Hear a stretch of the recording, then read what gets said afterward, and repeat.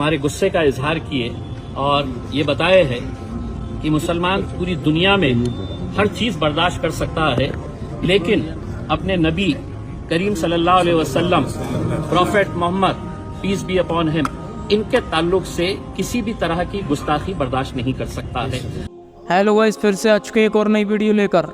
आज की वीडियो में रिएक्शन देने वाले हैं हमारे प्यारे नबी हुजूर सल्लल्लाहु ताला अलैहि वसल्लम की शान में इस पंडित ने गुस्ताखी की। अमीम के नेता इम्तियाज जलील ने इस पंडित के खिलाफ थाने में जाकर FIR दर्ज कराई और पुलिस से मांग की इस गुस्ताख को कड़ी से कड़ी सजा दी जाए ताकि कोई और गुस्ताखी नहीं कर पाए हमारे नबी की शान में। ओरिजिनल वीडियो का लिंक डिस्क्रिप्शन में है। चलिए वीडियो शुरू करते हैं। पर जो व्यक्ति आपको दिखाई दे रहा है, इसका नाम है गंगागिरी महाराज। आपको बता दें कि इस व्यक्ति ने हुजूर सल्लल्लाहु अलैहि वसल्लम यानी कि मुसलमानों के आखिरी प्रॉफिट मुसलमान हर जुल्म बर्दाश्त कर सकता है, लेकिन नबी की शान में गुस्ताखी कभी बर्दाश्त नहीं कर सकता। और एक मुसलमान सब कुछ कबूल कर सकता है, लेकिन अपनी नबी की शान में गुस्ताखी कभी कबूल नहीं कर सकता। और अब इस व्यक्ति की गिरफ्तारी की मांग लोग कर रहे हैं। और साथ ही साथ आपको बता दें कि महाराष्ट्र के औरंगाबाद के पूर्व सांसद इम्तियाज जलील ने सीधे तौर पर इस पूरे मामले की शिकायत जो है पुलिस कमिश्नर से की है। और क्या कुछ बातें उन्होंने कही है, आप इस वीडियो को देखिए।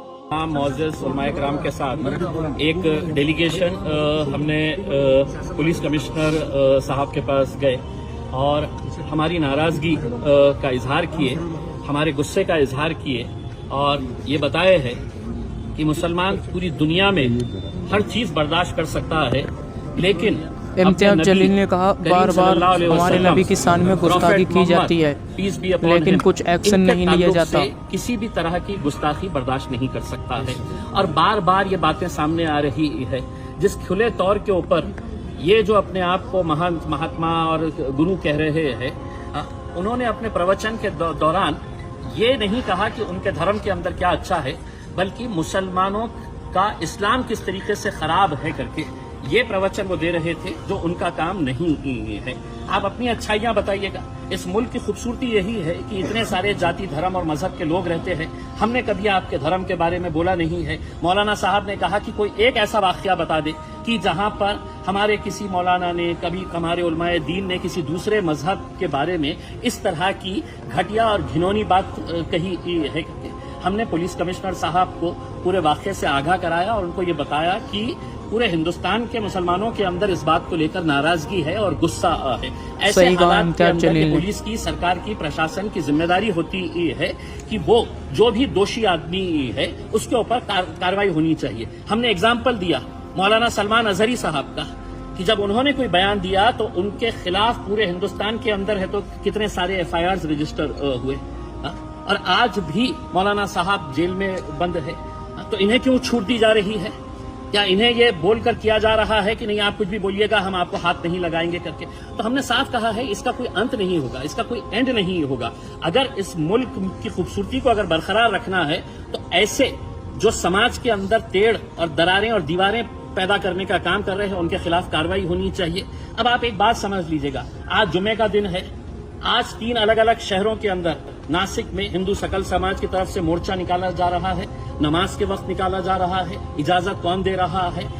नंदुरबार के अंदर है तो आज जुमे के दिन नमाज के वक्त में आंदोलन किया जा रहा है। अमरावती के अंदर किया जा रहा है। तो ये इजाजत कौन दे रहा है कि जुमे के दिन इस तरह के मामले को? हमने बांग्लादेश में अगर हिंदुओं पर अत्याचार हो रहा है तो ये बात समझ लेना कि वहां पर मुसलमानों के ऊपर भी अत्याचार हो रहा है। हमने दोनों ही हिंदुओं के ऊपर और मुसलमानों के ऊपर जो अत्याचार हो रहा है, हमने उसकी निंदा की है।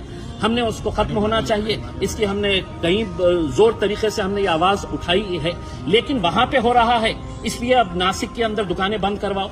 आप जबरदस्ती वहां पे है तो इस तरह का माहौल तैयार कर रहे हैं। तो हम समझते हैं ये एक सोची समझी साजिश का एक हिस्सा है, एक षड्यंत्र है। और हम तमाम नौजवानों से अपील करना चाहेंगे, खास तौर से आपका गुस्सा जायज है। हम इस मुद्दे के ऊपर किसी तरह का कोई कॉम्प्रोमाइज बर्दाश्त नहीं करेंगे। दुनिया का मुसलमान नहीं बर्दाश्त कर सकता है अपने नबी के खिलाफ, लेकिन कहीं ऐसा ना हो जाए कि हम उनकी साजिशों का शिकार हो जाएं। वो साजिश रच इसीलिए रहे हैं कि आप सड़कों के ऊपर आए, आपने कहीं ना कहीं से आप शुरुआत करें। तो मैं तमाम नौजवानों से अपील करना चाहूंगा कि आपके गुस्से को काबू में रखते हुए हमारे उलमाए दीन जो भी हमें फैसला देंगे हम उसको कबूल करेंगे, उसको मानेंगे, इनका जो भी फैसला होगा और इनकी रहनुमाई के अंदर हमें आगे जो भी करना है हम करेंगे।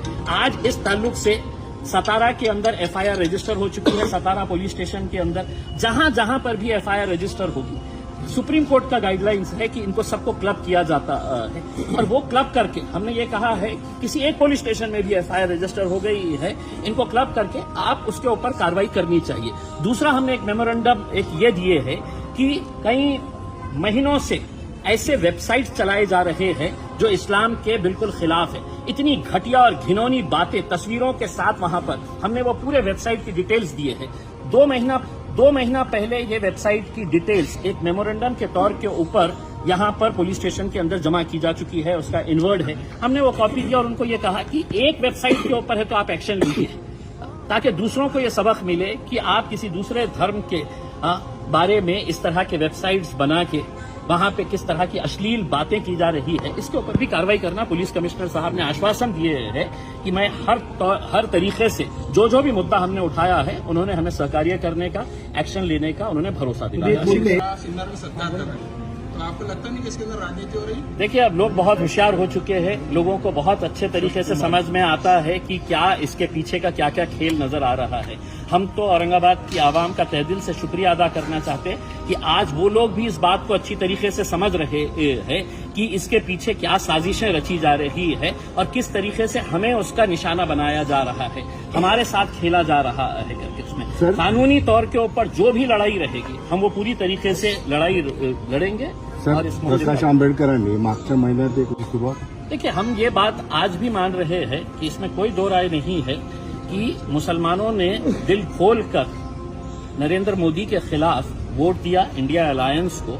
और ये जो हुकूमत आज बैठी हुई है सरकार, वो अच्छी तरह से जानती है कि लाडली बहन कर लो, लाडली भाई कर लो, लाडले पापा कर लो, लाडले अम्मी कर लो, उनको पैसा देने के बावजूद भी वो सत्ता में नहीं आ सकते हैं। अगर उन्हें सत्ता में आना है तो कहीं न कहीं माहौल खराब करना और उसी की साजिश का ही नतीजा है। तो दोस्तों, आपने उनके इस बयानात को सुना, आपको इस बात की समझ आ गई होगी कि किस तरह से इस व्यक्ति ने, जो कि एक सम्मेलन में गया था जहां पर हिंदू धर्म के बारे में इस व्यक्ति को बताना था, वहां पर जाकर के इसने नफरतें परोसने की कोशिश की और साथ ही साथ इसने हुजूर सल्लल्लाहु अलैहि वसल्लम की शान में गुस्ताखी भरी बातें की जो कभी भी किसी भी तरीके से कबूल करने के लायक नहीं है। हमें उम्मीद है महाराष्ट्र पुलिस से कि इस व्यक्ति की गिरफ्तारी की जाए, वरना अगर इसकी गिरफ्तारी नहीं की जाती है तो हो सकता है कि कल को कुछ लोग जो है गुस्से में सड़क पर उतर जाए और सड़क पर उतरेंगे तो फिर पुलिस प्रशासन कहेगी कि क्यों ये सब किया जा रहा है। मुझे उम्मीद है कि ऐसे व्यक्ति की गिरफ्तारी की जाए। मुझे उम्मीद तो देश के प्रधानमंत्री से भी है जो ये कहते हैं कि हमारे देश में अल्पसंख्यक सबसे ज्यादा महफूज है। तो फिर अल्पसंख्यकों के नबी को, उनके प्रॉफिट को इस तरह से उल्टी सीधी बातें कही जा रही है, उनके शान में गुस्ताखी की जा रही है, तो कब ऐसे लोगों को जेल में डाला जाएगा? आप तमाम लोग इस वीडियो को जरूर शेयर कीजिएगा और अपनी राय कमेंट सेक्शन में जरूर लिखिए। तो आपने वीडियो में देखा कैसे इम्तियाज जलील ने इस पंडित के बारे में बताया और थाने में जाकर इसके खिलाफ एफआईआर कराई और बताया कि हमारे नबी की शान में गुस्ताखी बर्दाश्त नहीं की जाएगी। चलिए वीडियो यहीं पर ख़त्म करते हैं। वीडियो अगर पसंद आई तो चैनल सब्सक्राइब करें, वीडियो लाइक करें। Thanks for watching.